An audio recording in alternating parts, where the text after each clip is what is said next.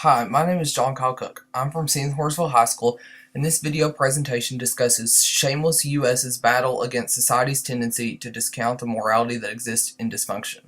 Today we'll take a look at the complexities of society's views on dysfunction, the appalling amount of ethicality that actually exists in these situations, and how Shameless accurately portrays this morality.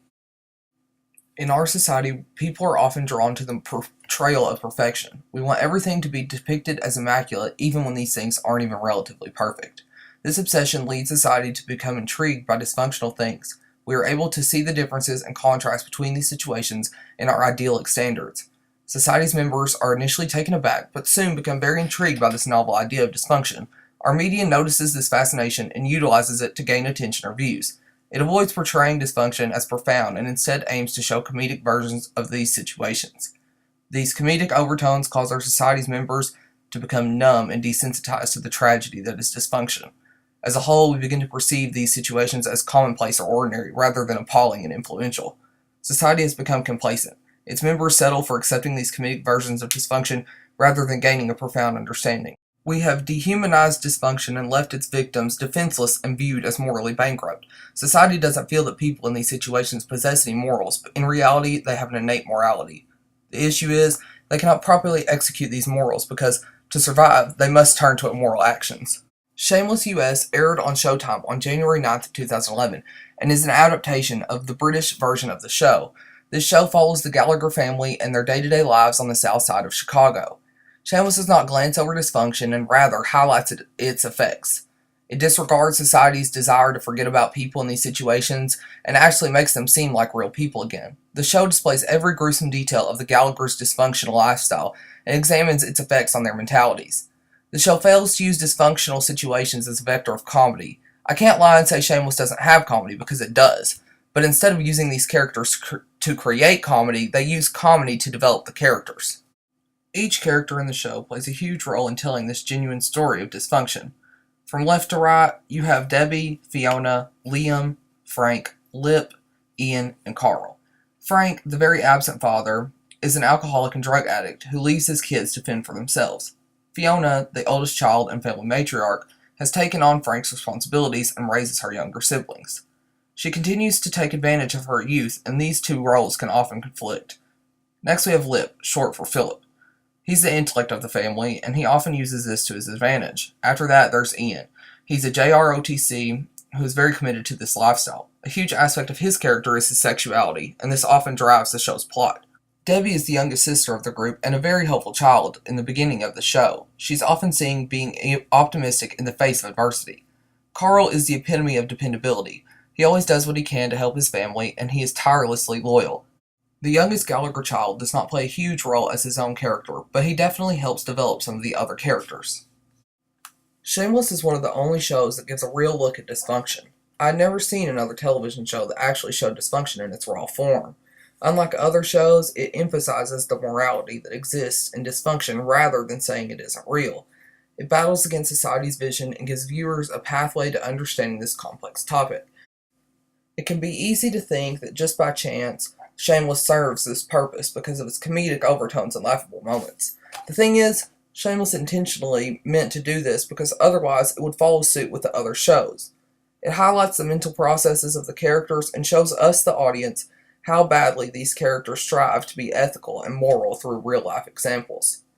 I'd always grown up watching other shows that only capitalized dysfunction rather than those that aimed to help its viewers understand it. It was really refreshing to see the people in these situations as inherently good, rather than shrouded in evil, as our society often shows them. Here's a video about Fiona. Tell that little adventure, I'll tell you all about it later. Well, looks like somebody's gonna get to keep their job. Oh, no shit, that's great. Fiona! Oh my god! What's on his face? Oh my god! Oh my god! Step back. Step back. Oh my god! Step back. Step back. Oh my god. Oh my god! Oh my god! Oh my god! Liam. Oh my god! Oh my god! Call! Liam. Liam, step back. Give him some room. Liam. Oh my god! Liam. In the previous clip, we see Liam, the youngest Gallagher, on the floor in the family kitchen. Directly before this moment, the whole family was partying in the living room and dancing around. We find out that he has overdosed on cocaine that was left on the counter by Fiona. This situation is at the height of Fiona's dysfunction, and at one of her least prideful moments. She has threatened the life of her own brother, and this weighs heavily on her shoulders. I wanted to show the most dysfunctional aspect of Fiona's life to emphasize that even in the toughest situations, people have morals. Immediately after Fiona finds out that she has done this evil, she regrets it. She is very concerned for the life of her youngest brother and puts the entire blame on herself. I mean, how could you dance around the party while your brother is taking an almost legal dose of cocaine and not feel bad?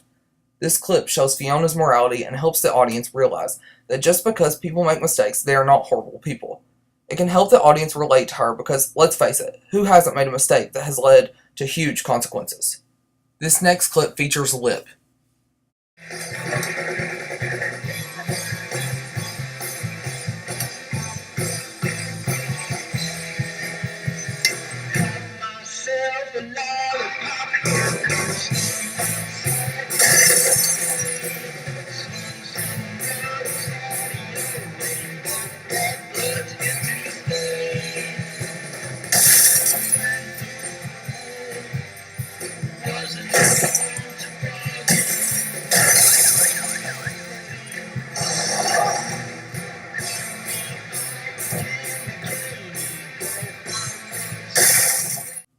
In this clip, we're given a look at Lip's absolute rage. He had been locked out of his final that day and was blocked from taking the exam.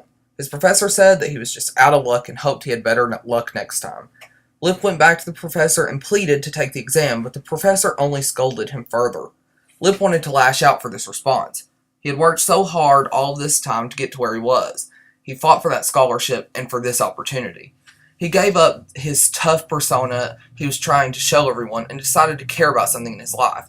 He was finally on his way out of his dysfunctional situation and he had finally come to terms with trying to become a more moral person. This clip really shows the audience how morality is not about the situation, but rather about the person. Lip was on a path to a moral life, but his situation once again got the best of him. He had only missed the exam because he was dealing with his family in the first place. We are truly beings of our environment, and this clip helps the viewers understand that. Our final clip looks at Ian. Tomorrow morning I will make a recommendation as to whether Private Gallagher will face a court-martial. You decide? Excuse me, sir. Ian is clinically bipolar. The Army should not be court-martialing him. If anything, you should be helping him. This diagnosis was made by a doctor? Yes, sir, and we can get you those medical records too. When was his diagnosis made? Recently. But he's been acting crazy for longer than Okay, at least this past year. How would you characterize his behavior? compared to how he used to be. He's different.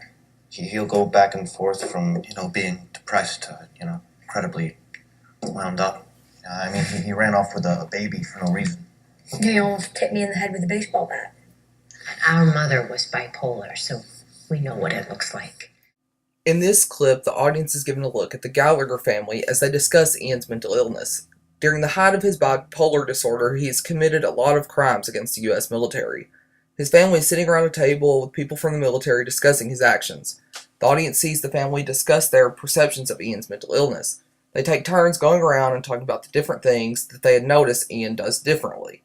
They even mention how their mother has also had bipolar disorder. This is backed by research that shows when a mother has a mental illness, their children are more likely to also acquire a mental illness. Ian is seen just quietly sitting there absorbing all of these comments. This gives the audience a chance to see his rock bottom. He is truly at his lowest place, but later in the series, he pulls his life together and makes the most of his situation. This shows viewers that no matter how hard a situation becomes, there's always a way out.